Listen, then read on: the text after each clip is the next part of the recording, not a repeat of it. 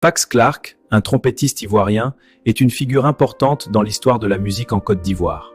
Qui était Fax Clark? Nemline Fax Clark était un musicien, compositeur et trompettiste ivoirien.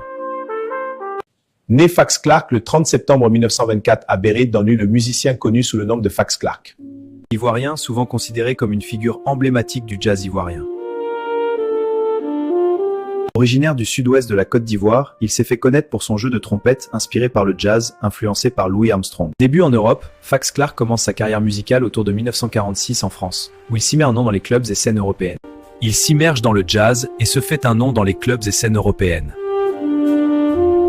Ambassadeur du jazz ivoirien, il a popularisé son propre style en mêlant jazz aux rythmes locaux et a contribué à faire découvrir la musique ivoirienne au public international.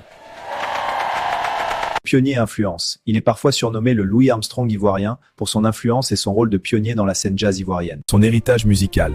Fax Clark, con Marcos Etekal Goliath mélangeant jazz et rythmes africains authentiques. Jarabi, l'un des titres les plus connus, souvent joué live et représentatif du style mêlant jazz et rythmes africains. Finjougou, un autre titre célèbre de son répertoire, souvent cité parmi ses classiques.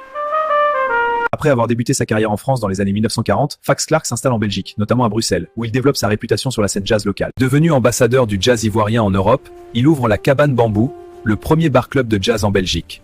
Il y aurait aussi des liens musicaux avec des jeunes talents, notamment en faisant jouer Manu Dibango dans ses formations avant que ce dernier ne devienne une grande star. Après ces années en Belgique, Fax Clark retourne en Côte d'Ivoire à Adjamé, où il continue de diffuser le quartier en 1900, où il fonde des clubs comme Quartier Latin à Adjamé, et continue de diffuser sa musique jazz jusqu'aux années 1980. Il est aujourd'hui considéré comme un pionnier du jazz ivoirien, dont l'influence s'étend sur plusieurs générations de musiciens en Côte d'Ivoire et en Afrique.